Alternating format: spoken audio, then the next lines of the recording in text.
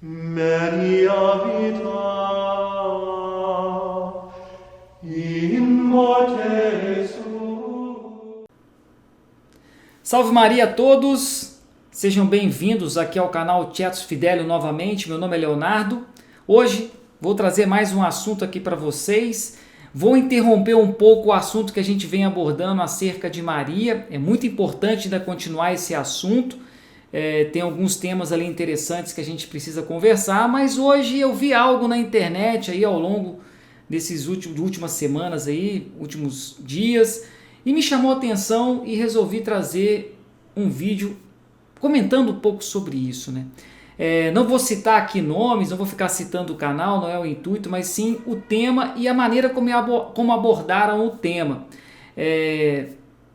Diziam o seguinte, né, na chamativa e ao longo do vídeo: hoje ser sede vacantista é burrice.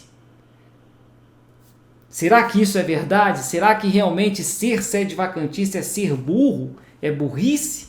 Então é isso que eu queria trazer aqui para vocês hoje, conversar um pouco e a gente, através dos nossos estudos, chegar às nossas conclusões. Então é isso que eu quero conversar com vocês. Vou parar um pouquinho o tema que a gente vinha abordando para conversar um pouco sobre isso. Então, antes de começar, vamos fazer a nossa oração inicial de sempre, pedir a Nossa Senhora para que nos auxilie em mais esse dia de conversa. Em nome do Pai, do Filho e do Espírito Santo. Amém. Ave Maria, cheia de graça, o Senhor é convosco. Bendita sois vós entre as mulheres, e bendito é o fruto do vosso ventre, Jesus. Santa Maria, Mãe de Deus, rogai por nós, pecadores, agora e na hora de nossa morte. Amém. Em nome do Pai, do Filho e do Espírito Santo. Amém. Antes de entrar no assunto do vídeo que eu estava vendo acerca dessa questão que foi abordada, né? Vamos entender primeiro o que realmente vem a ser o sedevacantismo para quem ainda não conhece, né? Sedevacantismo é uma posição dentro da Igreja Católica na qual se defende que a sede de Pedro está vacante, ou seja, que não temos Papa. O último Papa foi Pio XII. Então, por vários motivos, se chega à conclusão de que a sede ela está vacante, não temos Papa. Existe um ensinamento da Igreja que diz que o Papa ele tem que confirmar a fé, ele tem que ensinar em questões de fé e moral tudo aquilo que a Igreja já ensinou como correto. Ele não pode ensinar nenhuma doutrina nova. O Concílio Vaticano I nos ensina isso. Porque não foi prometido o Espírito Santo aos sucessores de Pedro para que, por revelação sua, manifestasse uma nova doutrina, mas para que, com sua assistência, guardassem santamente e expusessem fielmente a revelação transmitida pelos apóstolos, isto é, o depósito da fé. Então não é permitido, o Espírito Santo não dá assistência ao Papa para que ele ensine uma doutrina nova. Ele precisa confirmar tudo aquilo que a Igreja ensina como correto em termos de fé e moral, confirmando todo o depósito da fé. Existe dentro da Igreja um dogma que fala acerca da infalibilidade papal, ou seja, o Papa ele não erra em questão de fé e moral. Justamente para justificar a oração que Jesus fez a Pedro, dizendo, né? Orei por ti, Pedro, para que a sua fé não se desfalecesse. Então, um Papa, quando ele fala ex cátedra, né, como se diz, quando ele fala em questões de fé e moral, ele não erra, porque ele tem a assistência do Espírito Santo, a promessa da oração que Jesus fez a Pedro para que ele não caísse na fé. Então, é um ensinamento da Igreja acerca do Papa. Então, ele não pode errar, né, nessas questões, né? O que a gente vê hoje em dia, na Igreja visível, na Igreja Católica que a gente vê, que não é a verdadeira Igreja Católica e nem pode ser, pessoas que se dizem papas, depois de Pio XII para cá, ensinando coisas totalmente contrárias em termos de fé e moral do que a Igreja já ensinava, contrariando o dogma da infalibilidade papal e da promessa da oração de Jesus feita a Pedro. O que nós vemos hoje na nova igreja, vamos dizer assim, né, a nova igreja católica, é uma sequência de ensinamentos totalmente contrários e adversos ao que a igreja sempre ensinou. Então quer dizer que a promessa de Cristo ela falhou? Que o dogma da infalibilidade papal também falhou? Então é evidente que não, né? E é evidente que para que não ocorresse falha nesses dois pontos, né, na oração de Cristo e no dogma, não podemos considerar que são papas. Esses que estão pervertendo e ensinando doutrinas totalmente contrárias ao que a igreja sempre ensinou. Só para se ter uma ideia, é muito fácil a gente identificar vários pontos de doutrina que vem ensinando de forma errada. Por exemplo, liberdade religiosa, colegialidade, a própria missa que tirou o verdadeiro sentido, né? Em vez de sacrifício se tornou um banquete. As mudanças nas ordenações sacerdotais são várias evidências que nos faz acreditar nisso que está acontecendo. Só para a gente conhecer um pequeno ponto de ruptura em termos de ensinamento, olha o que Pio XII já dizia na época. Por isso, não acham absurdo, mas absolutamente necessário, que a teologia, segundo as várias filosofias de que se serve, como instrumento, no decurso dos tempos, vá substituindo as noções antigas por outras novas, de sorte que por modos diversos e até de alguma forma opostos, mas, como dizem, equivalentes, traduza de modo mais humano as mesmas verdades divinas. Acrescentam, enfim, que a história dos dogmas consiste em expor as várias formas sucessivas de que se revestiu a verdade revelada, segundo as várias doutrinas e opiniões que foram aparecendo ao longo dos séculos. Mas é evidente, pelo que acabamos de dizer, que essas tentativas não só levam ao chamado relativismo dogmático, mas na realidade já o contêm. E com toda a certeza são tentativas favorecidas redobradamente pelo desprezo da doutrina comum ensinada e dos termos em que se exprime. Pio XII. Veja que profundo, né, que, como Pio XII já dizia na época acerca do relativismo dogmático. O relativismo é uma corrente filosófica que prega que a verdade absoluta ela não existe, que tudo é relativo. O que é verdade para mim pode ser mentira para você, o que é mentira para você pode ser verdade para mim, tudo depende da circunstância, ou seja, tudo é relativo. E isso foi introduzido também dentro da igreja, dentro da religião, e se expandiu para várias esferas da sociedade, na ética, na moral, na política. A gente vê esses traços do relativismo. Na educação também, muito evidente. Então Pio XII já combatia isso na época. E o interessante é que como a nova igreja, vamos dizer assim, a igreja católica que nós vemos hoje, ela contrasta completamente o que o Pio XII estava dizendo. Olha, vamos pegar o Concílio Vaticano II, por isso que esse concílio também não pode ser considerado um concílio, né? Olha o que ele ensina. Além disso, acontece que, às vezes, uma certa verdade dogmática no primeiro momento seja expressa de modo incompleto, mas nunca falso, e que depois, num segundo momento, considerada no mais amplo contexto de fé ou de conhecimentos humanos, receba mais completa e perfeita expressão. Por outro lado, tem acontecido também que, no mesmo uso habitual da igreja, alguma dessas fórmulas foram substituídas por expressões novas, que, propostas ou aprovadas pelo Sagrado Magistério, significam a mesma coisa, de modo mais claro e completo. Viu o contraste completamente? Eu vou pegar agora aqui e vou colocar esses termos de Pio XII junto com o Concílio Vaticano II. Olha o que o Pio XII dizia em um trecho. Ó. No decurso dos tempos, vá substituindo as noções antigas por outras novas, de sorte que por modos diversos e até de alguma forma opostos, mas como dizem, equivalentes, traduza de modo mais humano as mesmas verdades divinas. É o que Pio XII condenava. Olha o que o Vaticano diz, segundo. Por outro lado, tem acontecido também que no mesmo uso habitual da igreja, alguma dessas fórmulas foram substituídas por expressões novas, que propostas ou aprovadas pelo Sagrado Magistério, significam a mesma coisa, de modo mais claro e completo. Tá vendo?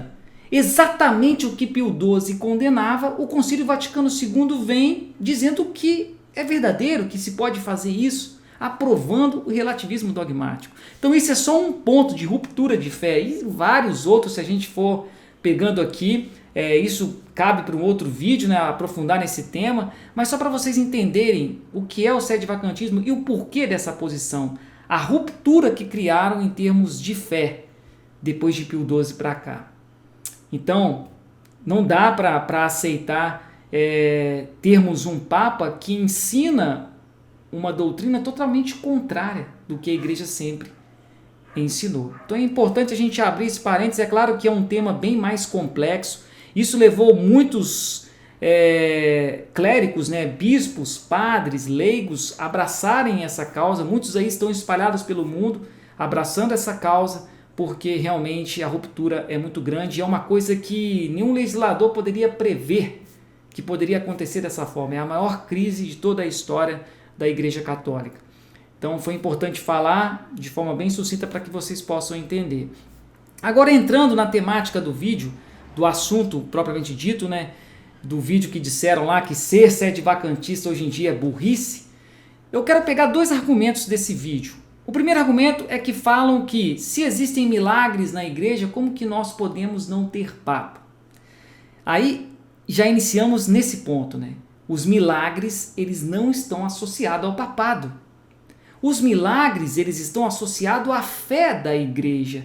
Apesar de não termos Papa, existem bispos, existem padres, existem leigos que ainda defendem a fé, que tomam a posição dizendo que a sede está vacante e procuram, através da misericórdia de Deus, propagar a fé verdadeira e lutar contra os erros que hoje existem dentro da nova Igreja Católica. Então, milagres não está associado ao Papa. Os milagres estão associados à fé da Igreja. Jesus mesmo disse, né, conhecereis a árvore pelos frutos. É claro que os milagres são importantes, mas não quer dizer que eles estão associados ao Papa. Para a gente ter uma ideia, os principais milagres que ocorreram na Igreja Católica, os mais importantes, vamos dizer assim, milagres que a ciência não explicou, aconteceu antes do Concílio Vaticano II, antes da ruptura. Por exemplo, o milagre de Lanciano, o milagre em Guadalupe, o milagre em Fátima, o Santo Sudário, o milagre em Lourdes, né, que Santa Bernadette, o corpo dela não se decompôs. Então, milagres que aconteceram antes, mas mesmo assim é bom ressaltar que os milagres eles não estão atrelados ao Papa, mas e sim à fé da Igreja. Então esse é o primeiro ponto. O segundo ponto do vídeo, e isso chamou mais atenção, porque muitas das vezes vem de pessoas que se dizem representantes da Igreja Católica, né, entre aspas, né, vamos dizer assim, e verdadeiros entendedores, e aí veio o argumento de que, como é que nós não podemos ter Papa? Vai falar que não tem Papa? Ao longo da história da igreja tivemos muitos papas pecadores que cometeram pecados terríveis. Aí é um ponto, é verdade, existiu papas que cometeram pecados, mas é preciso diferenciar o pecado com relação à fé, que aí é o pecado de heresia, e os pecados comuns. O Papa, ele é homem, como qualquer um de nós. Ele precisa se confessar, ele precisa buscar a santidade para poder não ser reprovado, como São Paulo mesmo disse, que mesmo tendo pregado o evangelho, poderia ser reprovado. Então o Papa, ele é homem, ele não é Deus. Então ele peca, ele vai pecar os pecados comuns e vai tentar se retratar, lutar e tem que continuar em pé. Agora, o pecado com relação à fé, aí se torna heresia. Esse o Papa não pode cometer, porque senão ele vai ferir o dogma da infalibilidade papal e a oração que Jesus fez a Pedro. Aí sim, cometendo esse tipo de pecado, não pode ser Papa, porque, caso contrário, a oração de Jesus falhou e o dogma também falhou. O que nós vemos hoje na igreja são supostos papas que cometem pecados de heresia, pecados contra a fé, o que não pode acontecer. Por isso não podem ser papas. Então querer atrelar o sede-vacantismo em termos de burrice num argumento desse, difícil de aceitar, não é verdade? Então foi importante trazer este vídeo, dar esse esclarecimento mediante ao que me deparei, para defender um pouco também um posicionamento, né? Então, o que é burrice realmente, mediante a tudo que a gente tem analisado? Isso aqui é só um pouco do que é o sedevacantismo. É claro que é uma coisa muito complexa, é algo que envolve muita coisa, não temos papa, feriu a cabeça, o corpo e o povo se dispersa. O povo se dispersa, então vivemos tempos terríveis, tempos muito difíceis. Teve uma pessoa que disse uma coisa uma vez e eu guardei aquilo comigo, né? Ele disse o seguinte, entender o sedevacantismo é fácil, o difícil é aceitar, porque isso vai mexer com as nossas estruturas, nós vamos ter que mudar completamente a nossa vida, muitas das vezes vai ser perseguido, muitas das vezes vai ser caluniado, toda aquela vida que você tinha de engajamento na igreja, você vai ter que mudar aquilo, então é difícil aceitar, é fácil entender. Então muitas das vezes, muitas pessoas até devem ver que tem coisa errada acontecendo, não é verdade? Mas o difícil é aceitar, porque vai mexer em toda a sua estrutura. E dependendo da posição que ele está dentro da igreja, vai mexer com muita coisa. E aí ele não tem forças e prefere não aceitar. É como aquele jovem rico, né? Quando chegou para Cristo e disse assim, mestre, eu cumpro todos os mandamentos, o que mais eu preciso fazer para herdar o reino? Jesus vira e diz para ele, vá, vende tudo o que tem e dá aos pobres e depois segue-me. Ele era um jovem muito rico, então ele ouvindo aquilo que tinha que vender tudo e dar para os pobres e depois seguir Jesus, foi muito duro para ele. Então ele virou as costas e não seguiu a Cristo. Muitas vezes as pessoas entendem, vê a realidade da igreja, mas se prende às suas estruturas e aí Jesus diz, vai, larga tudo que tem, vem e segue-me. As pessoas acham duro demais, viram as costas e preferem ficar no seu mundo e achar que está tudo bem.